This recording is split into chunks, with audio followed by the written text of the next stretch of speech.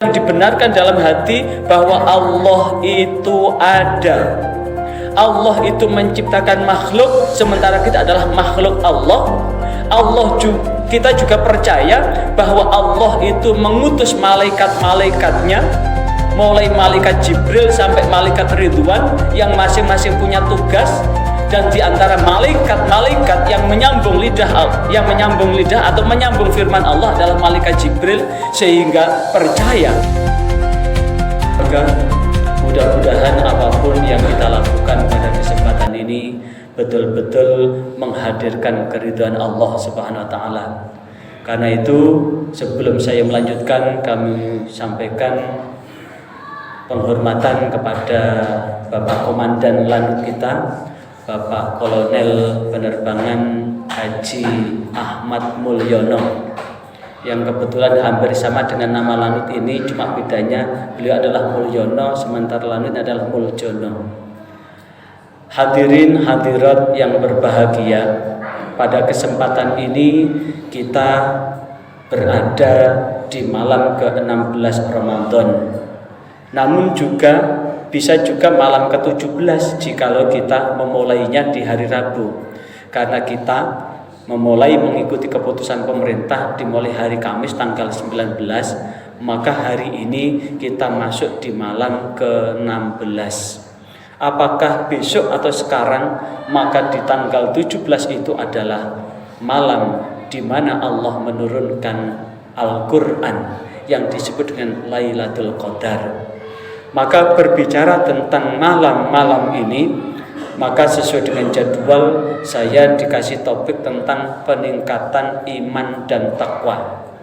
Apa hubungannya dengan diturunkannya Al-Quran? Al-Quran itu diturunkan, wa nunazzilu minal Qur'ani ma huwa syifa wa rahmatul lil mu'minin wa la yazidudz zalimina illa khasara. Wa nunazzilu, dan telah kami turunkan, minal Qur'an, dari Al-Quran, ma, yaitu Al-Quran, huwa, yaitu Al-Quran, syifa, itu akan menjadi obat, wa rahmatun, dan rahmat, lil mu'minin, bagi orang-orang yang beriman. Orang-orang yang beriman berarti di dalamnya ada iman. Nah, lantas dengan iman itu apa? Iman itu terjemahannya secara istilah adalah, secara bahasa iman itu percaya. Secara istilah adalah tasdiqul fil qalbi wa iqraru bil lisan wa amalul bil arkan. Yang dikatakan iman itu adalah membenarkan di dalam hati. Apa yang dibenarkan dan siapa yang dibenarkan? Yang dibenarkan dalam hati bahwa Allah itu ada. Allah itu menciptakan makhluk, sementara kita adalah makhluk Allah. Kita juga percaya bahwa Allah itu mengutus malaikat-malaikatnya, mulai malaikat Jibril sampai malaikat Ridwan, yang masing-masing punya tugas. Dan di antara malaikat-malaikat yang menyambung lidah atau menyambung firman Allah adalah malaikat Jibril, sehingga percaya.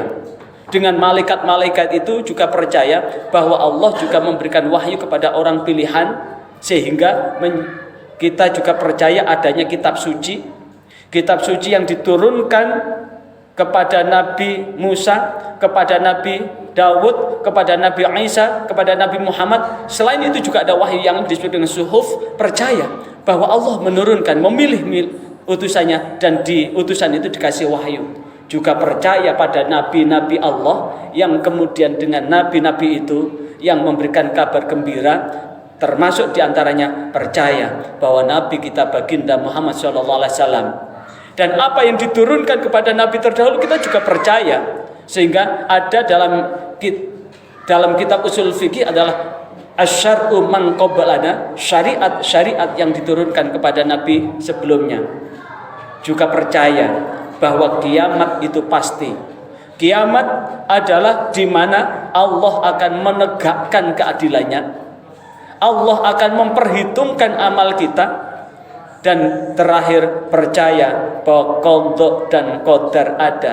Karena kepercayaan inilah yang kemudian, karena hidup di dunia ini juga bagian kita percaya. Setelah kita hidup di dunia ini, kita ada di alam barzakh, ada alam akhirat, yang keseluruhan adalah bagian dari perjalanan hidup atas kepercayaan itu, maka kita juga percaya apapun yang Allah turunkan kepada nabinya, termasuk kepada baginda Muhammad, termasuk jikalau Allah menegaskan di dalam surah Al-Isra, in ahsantum li anfusikum wa in asatum falaha. Jikalau engkau berbuat baik, maka sungguh engkau berbuat buat dirimu. Jikalau engkau berbuat buruk, maka keburukan itu akan kembali pada dirimu. Lah, inilah yang kemudian kalau dalam agama lain, termasuk dalam agama Konghucu, ada namanya hukum karma. Hukum karma itu adalah hukum sebab akibat. Maka di kita juga ada namanya hukum sebab akibat itu. Siapapun yang menabur kebaikan akan beroleh kebaikan, siapapun yang menabur keburukan akan beroleh keburukan. Baik dan buruk inilah yang kemudian kita percaya bahwa dengan itu semua kita akan berusaha untuk beramal soleh. Wujud dari iman inilah yang kemudian akan menjadi namanya takwa. Apa itu takwa? Imtithalu awamirillah wajtinabu an nawahihi. Apa imtithalu awamirillah? Melaksanakan apa yang Allah perintahkan, wajtinabu nawahihi, dan menjauhi apa yang Allah larang.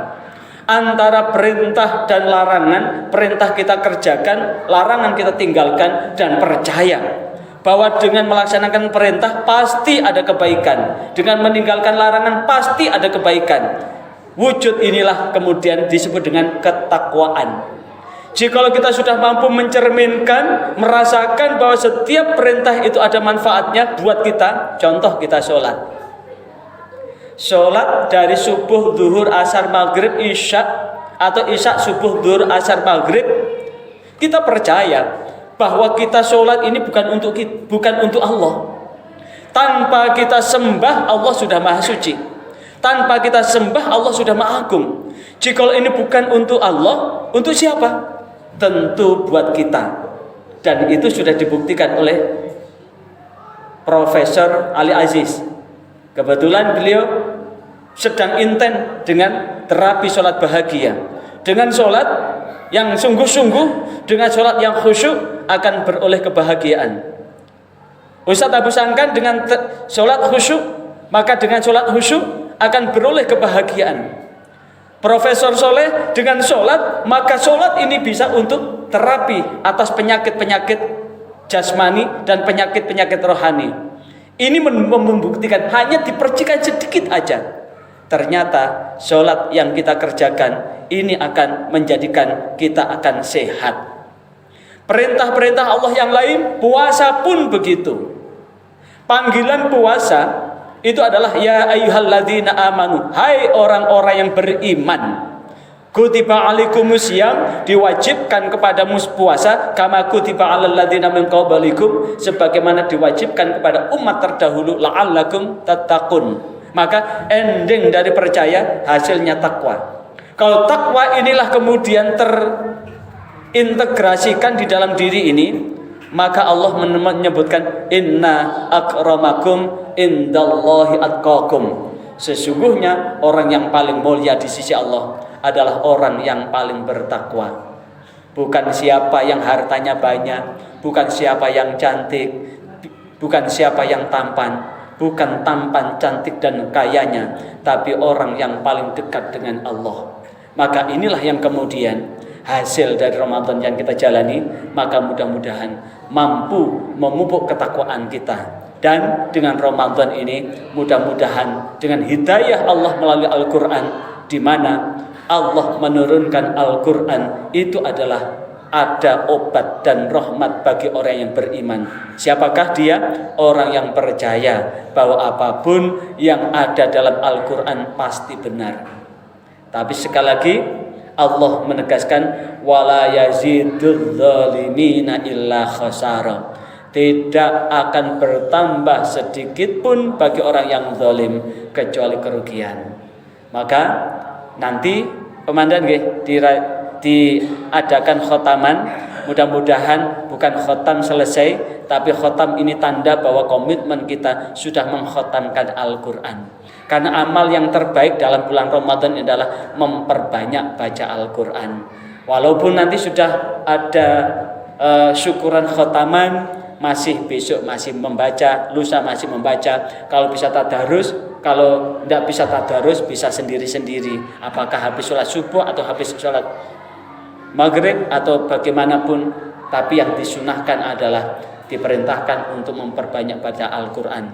Mudah-mudahan dengan Al-Quran itu menjadikan rahmat bagi kita semua. Mari kita senandungkan Al-Quran sejenak. Al-Sunnah tilawatahu ana al-laili wa atrafan nahar waj'alhu lana hujjatan ya rabbal alamin.